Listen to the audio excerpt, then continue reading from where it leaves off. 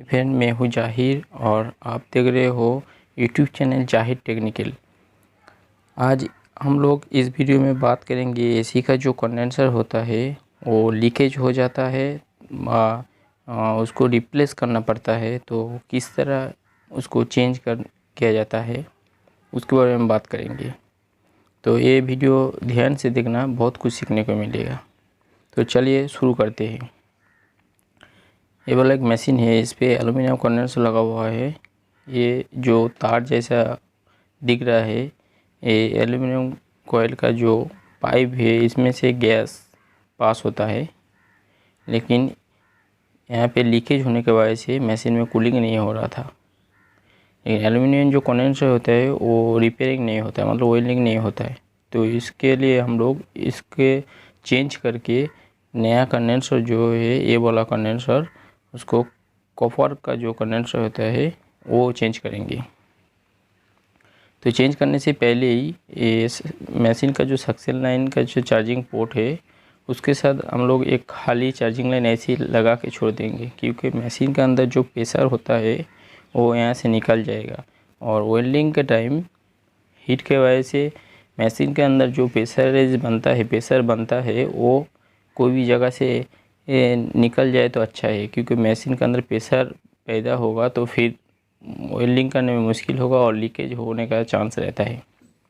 तो पहले ही मशीन को हम लोग पूरी तरह खोल लेंगे, ऊपर का टॉप एवं साइड का जो जितने भी पार्ट है उसको खोल लेंगे, क्योंकि कंडेंसर निकलने में आसानी होगा।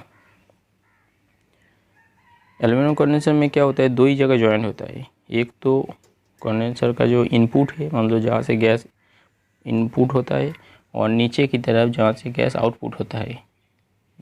ऊपर की तरफ जहाँ पे लगा होता है वो कंडेंसर डिस्चार्ज लाइन के साथ डायरेक्ट लगा होता है, और नीचे का जो है वो कंडेंसर का जो आखिरी है, मतलब कंडेंसर जहाँ पे ख़त्म हो रहा है वहाँ पे स्टेनर के साथ कैपिलरी वाया होके डिस्चार्ज लाइन होके वो पूरा कूलिंग कॉइल में जा रहा है। तो कंडेंसर को इसको पहले ऑयलिंग करके निकाल लेंगे, क्योंकि मतलब हीट करके निकाल लेंगे, क्योंकि इसको काट देंगे तो फिर ज्वाइन करना बाद में मुश्किल होगा और स्विचिंग करना पड़ेगा। ये वाला जो कंपनी का लगा हुआ है, स्विचिंग करा हुआ है, तो इस पर दूसरा जो नया वाला कंडेंसर लगाएंगे उस पर लगाने में भी आसानी होगा। तो कंडेंसर क्यों लगाते हैं, मतलब सिस्टम में कंडेंसर क्यों होता है? कंडेंसर इसलिए लगाते हैं कि हाई प्रेशर गैस को लिक्विड में कन्वर्ट करने के लिए। तो ये दोनों जॉइन हम लोग निकल लिए है, जैसे स्टेनर के ऊपर जो जॉइन था एक वो वाला, और ऊपर का जो कंडेंसर वो वाला, ये दोनों निकलने के बाद नया वाला जो कंडेंसर है, मतलब कॉपर कॉइल का जो कंडेंसर है, उसको हम बिठा देंगे। बिठाने के बाद जो पाइप हम लोग वहाँ से निकल दिया, जैसे कंप्रेसर का जो डिस्चार्ज लाइन है वो ऊपर तरफ जॉइन करेंगे, और नीचे का जो पाइप है जो स्टेनर लगा हुआ है कैपिलरी के साथ, वो कंडेंसर का जो आउटपुट है, मतलब कंडेंसर में लिक्विड जो कन्वर्ट होके कैपिलरी से जाएगा वो जगह पे ज्वाइन करेंगे। जैसे ये वाला एक ज्वाइन है, ऊपर का एक ज्वाइन है, ये दोनों ज्वाइन करेंगे खाली। और चार्जिंग लाइन ऐसे ही लगा के छोड़ दिया हूँ, क्योंकि हीट की वजह से जो प्रेशर बनता है तो वहाँ से निकल जाएगा, तो इसको ज्वाइन बनने में कोई मुश्किल नहीं होगा। तो चलिए इसको पहले ऑयलिंग कर लेते हैं, फिर देखते हैं। लेकिन एक चीज़ ध्यान रखना, जब भी ऐसे ऑयलिंग करेंगे तो पीछे कोई भी चीज़ से गार्ड देना बहुत ज़रूरी है, क्योंकि गार्ड नहीं देंगे तो पीछे का जो न्यू कंडेंसर जो है, नया वाला जो कंडेंसर है, उसका जो यू बैंड है वो पिघल जाएगा वो जॉइंट, तो फिर वहाँ से लीकेज होने का संभावना रहता है। तो हम लोग का जो ऑयलिंग है वो हो गया है, दोनों जॉइंट मार दिया। अभी इसको बराबर से चेक कर लेना पड़ेगा कि कोई जगह लीकेज तो है नहीं दोनों जॉइंट की जगह। लेकिन ये जो जॉइंट हुआ है बहुत अच्छी तरह हो गया है, मतलब कोई भी जगह लीकेज नहीं है। अभी इसको हम लोग मैनुअल गेज के द्वारा वैक्यूम करेंगे। वैक्यूम का जो सिस्टम है, पहले वाला मेरा वीडियो था उस पर बताया, और फिर भी एक बार बता देता हूँ कि मैनुअल गेज का जो लो साइड का जो कंपाउंड गेज होता है उसके साथ डायरेक्ट मशीन का साथ जो चार्जिंग लाइन लगा होता है वो वाला चार्जिंग लाइन लगेगा, और सेंटर का जो पॉइंट है वो वैक्यूम पम्प के साथ या गैस का जो टैंकी है उसके साथ कनेक्शन होगा। तो जैसे ये सेंटर वाला कनेक्शन वो वैक्यूम पंप के साथ लगाया हूँ। अभी इसको वैक्यूम करेंगे। जब तक वैक्यूम होगा उस टाइम हम लोग इसके जितना भी पार्ट ओपन किए थे इसको फिटिंग कर लेंगे और मशीन को थोड़ा साफ़ सफाई भी कर लेंगे। तो चलिए वैक्यूम पे पहले इसको बिठा देते हैं, फिर उसका जो बाकी जो सिस्टम है वो लगाएंगे। लेकिन हम लोगों का जो गेज है उस पर थोड़ा प्रॉब्लम की वजह से ये हाई प्रेशर जो गेज है उससे वैक्यूम करना पड़ रहा है। तो चलिए वैक्यूम होने देते हैं, तब तक हम लोग बाकी जो सिस्टम है उसको कंप्लीट कर लेते हैं। जैसे ये मशीन है 5HW12SAD, मतलब 12 मतलब ये 1 टन का मशीन है और इस पे गैस भी 630 ग्राम लगेगा और 22 नंबर गैस है। चलिए वैक्यूम हो गया हमारा। जैसे अभी हाई प्रेशर गेज में भी बता रहा है कि वो जो उसका सुई है वो माइनस पे है। इसको थोड़ी देर रख देंगे तो लीकेज होगा तो मालूम पड़ेगा। और गैस चार्ज करने से पहले मतलब गैस डालने से पहले चार्जिंग लाइन का जो वाल्व खोला था, वैक्यूम पंप से चार्जिंग लाइन खोला था, वहाँ से थोड़ा गैस पर्च कर देने से अच्छा रहता है, क्योंकि पाइप के अंदर जो गैस है वो एयर है, मतलब वो सिस्टम में चला जाएगा।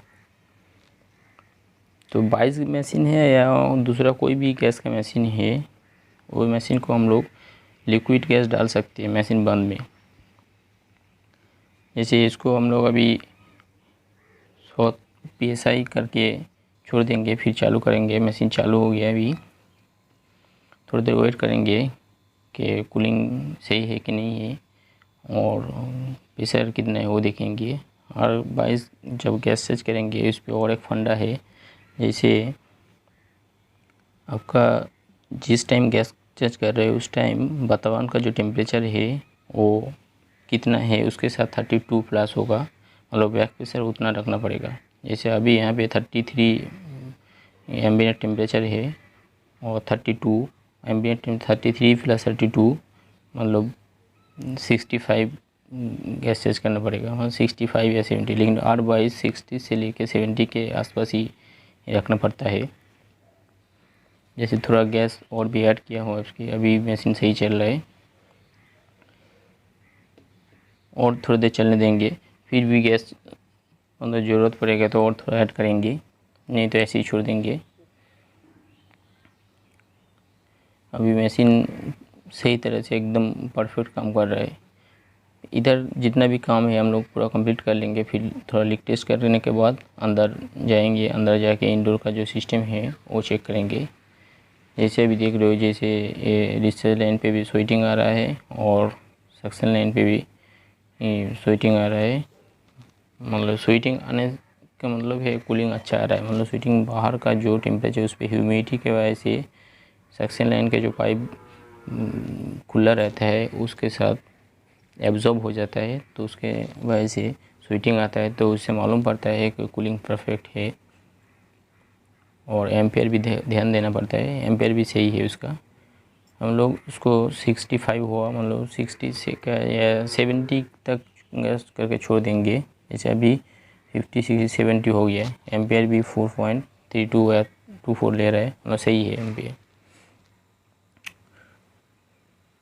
अभी तक तो सही चल रहा है, चलने देते हैं। जैसे ये पाइप देखो कितना स्वेटिंग मतलब स्वेट आ रहा है, मतलब पाइप, और पाइप भी एकदम चिल ठंडा है।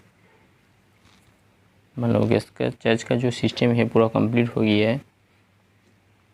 अभी इसको जो नाट लगा हुआ है इसका जितना भी, जैसे ये सक्शन का जो नाट है और डिस्कस का जो नाट है ये खोला नहीं था, तो यहाँ पे फिर भी एक बार चेक कर लेंगे। और इसका जो प्लास्टिक का डेड कैप है वो भी चेक कर लेंगे।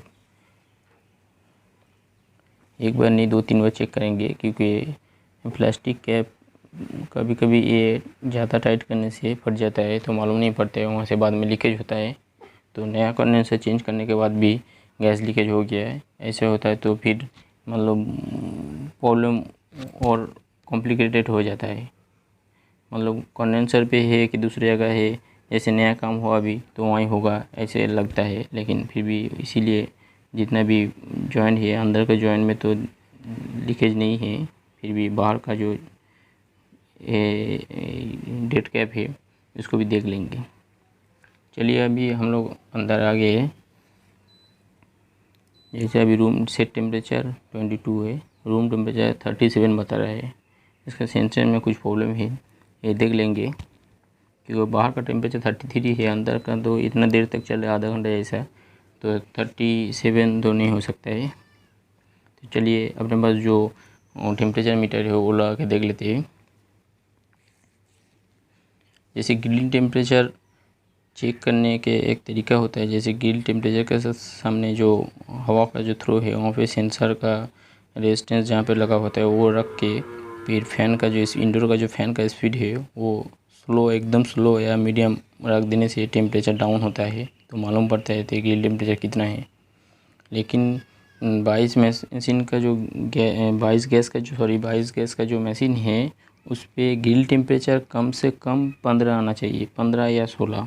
तो 15 या 16 ग्रिल टेम्परेचर आ जाएगा तो मशीन परफेक्ट काम कर रहा है। मतलब जैसे अभी भी 37 बता रहा है, ग्रिल टेम्परेचर रूम में भी ठंडा लग रहा है, मतलब सही है, मतलब मशीन में कुछ प्रॉब्लम नहीं है।